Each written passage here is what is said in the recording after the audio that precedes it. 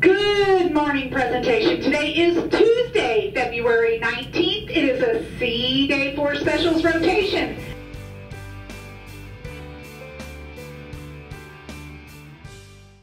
Inclusion at presentation has proven to be a dynamic change in our mindsets and the way that we educate our students.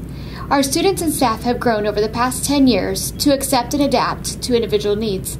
Currently, OLP has 6 paraeducators and an inclusion specialist that help support the students and teachers to meet all academic and social needs. We have 37 students in 1st through 8th grade that have a student education plan which requires some sort of accommodation or modification to be made. Furthermore, we support the gappers that are not on a plan. We consider ourselves very blessed to see how students are accepting of each other's individual needs.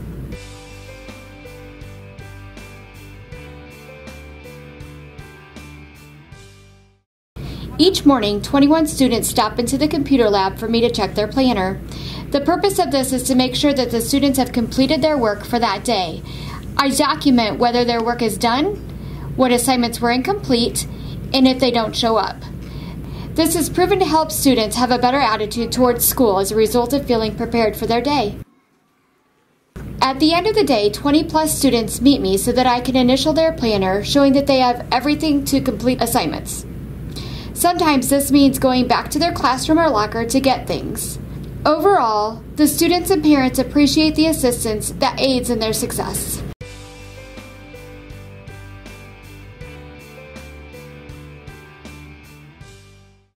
My role in the classroom varies from day to day. On some days, it can be helping the students focus and attend to the task at hand. On some days, it is working with all students in the classroom, answering questions when they're working on a project that has been assigned. When it comes to note-taking, I aid the students to make sure they're getting the most important parts of the notes down so they will have something to study come test time. When test time comes, the classroom teacher and I will work together to point out what the important parts, what the important ideas that he or she wants them to learn on the test, and then I will create a test based on those 5 most important skills. I think for the teacher, it frees them up so they can help more students. And I think for the para, it allows them to help more students that have individualized instruction needs. I also feel like it's important to be in the classroom because you're able to help all the students, not just the students that have disabilities. And then you're also able to help modify assignments and assessments to the student's ability level.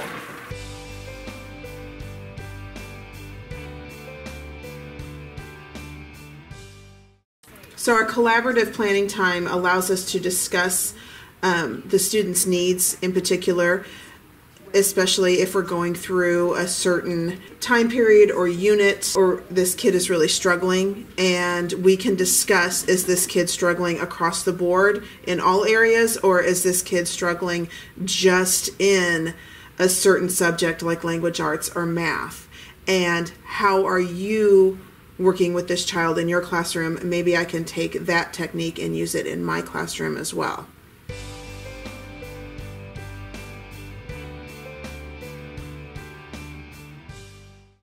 Every Tuesday and Thursday, we have dedicated volunteers who work one-to-one with the student implementing the Barton program. These students have been identified by outside sources to have a deficit in phonemic awareness, decoding, and reading fluency.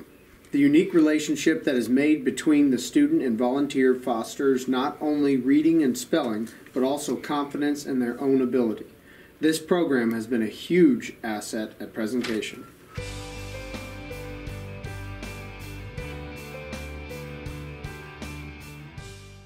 OLP has regular volunteers that assist teachers by working with small groups or individuals at their academic level. Our volunteers are an absolute blessing to our community.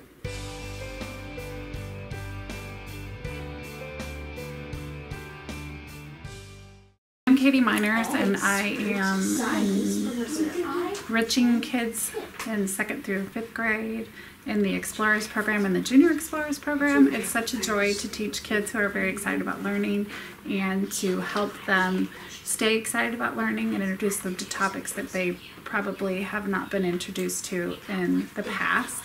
and I appreciate everyone who allows the explorers the chance to continue learning at an accelerated rate.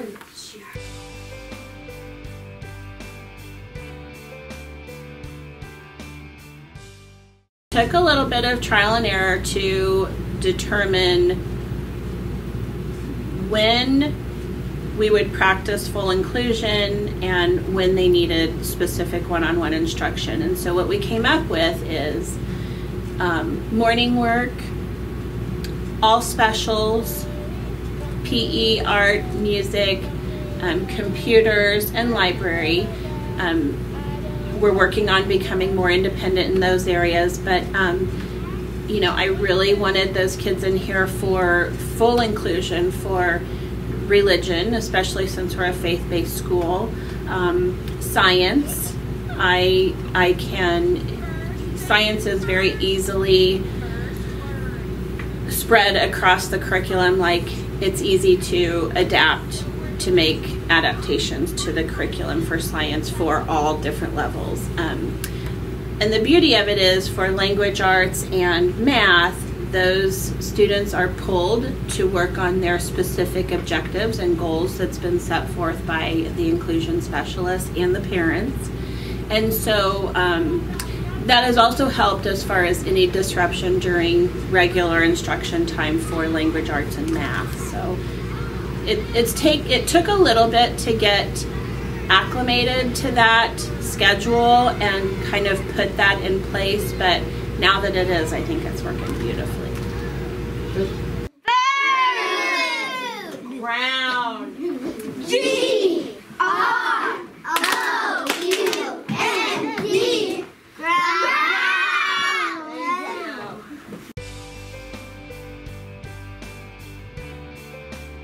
If I was trying to convince somebody to do flexible seating, I would tell them that in my classroom, I have seen kids' grades improve. I've seen work ethic improve.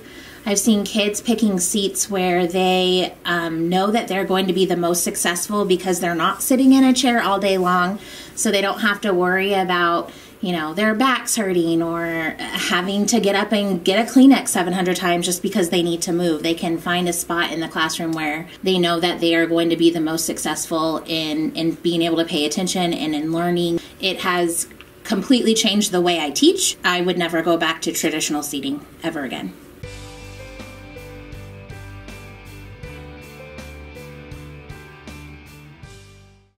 Whenever I can, we always have things that they do that are related to, I mean, just little things.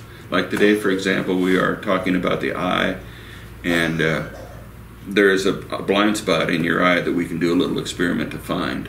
And so all they need is a note card, and we do a little drawing on it, and then they bring it to their eye, and they notice that a little dot that they put on just disappears.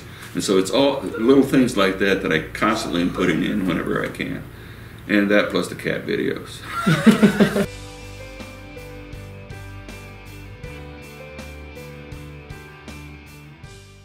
What's been advantageous for us and our family is that the school has been able to, with Colleen, the communication with the teachers, they've been able to adapt to Reese, what her needs are as she goes throughout her 4th grade. That's been a very delightful experience. Her homework has been adapted to fit her needs, so it's definitely easier than it was. Yeah, makes home life a lot easier.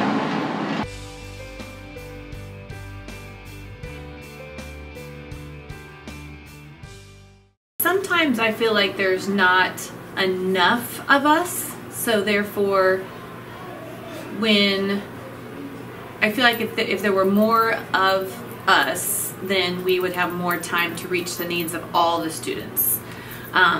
Whereas, we are only given a amount of time, so if they're not getting that concept during that time, it's hard to move on to the next thing.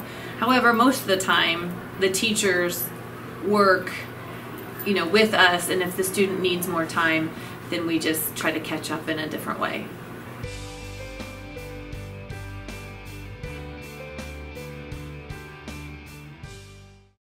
We are blessed with a parish community that has embraced our vision of inclusive education at presentation. This is evident in the architectural design of the Tower Addition that has collaborative learning space or team lab space on the first, second, and third floors, which enables teachers to have small groups close to their classrooms. Students will be on the same floor with their peers. Paraeducators will be part of the teaching team, not housed or located in a small room clear down in the kindergarten hallway.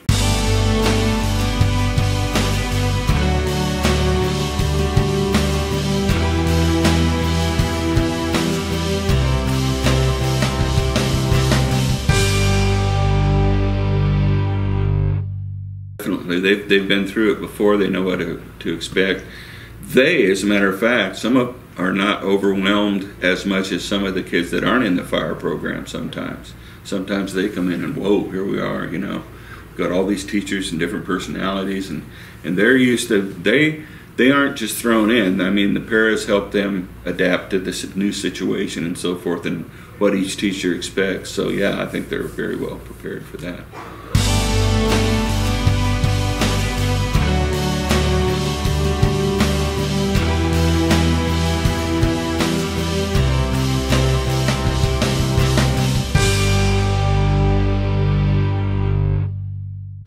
Before I became a first grade teacher, I had a much different outlook on inclusive education. I truly wasn't a fan of it. I thought it created more work for the teacher, but seeing what it has done for these students, for me, and for my other students has been truly life-changing. I see the parents very happy with what their student is doing here, and they're making progress. It's not, you know, at first I thought it's a babysitting thing, and it's truly not. They're making strong gains.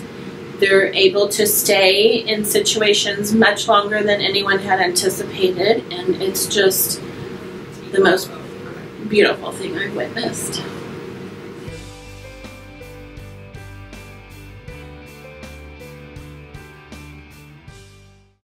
I would think that in the beginning there's always that kind of unknown, and it's kind of the boundary of, it's my classroom, this is somebody new coming in, and you just kind of are trying to figure out how not to step on each other's toes, and if one teacher says this and you say something different. It's just tough. You want to work together, but it's like trying to find a balance to try to work together in the best way that you can.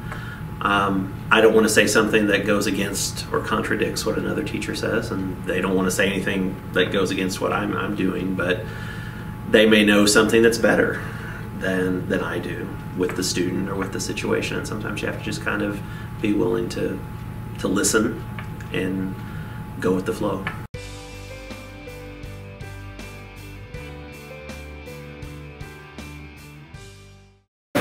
The only time that I do is when we're doing reading, because I go out of the classroom and I have someone else read it to me. I blank him.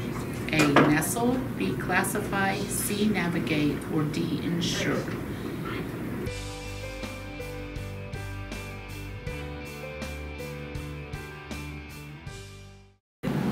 What's your favorite class, Math. Luke? Why is that your favorite class? Because Mrs. Ballard teaches me. I go first. Hold one, no, turn one over, and you're gonna try to match the time over there. Oh, let's turn it the right way. First of all, what's the shorthand represent? The hour. Good.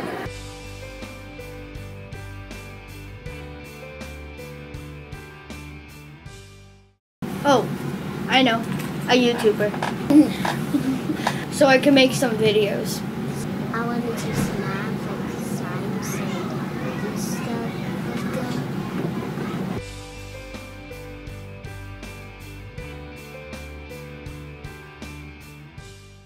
I like how they're like smaller classes, so I feel like the teacher can get like more hands-on with you if you need them.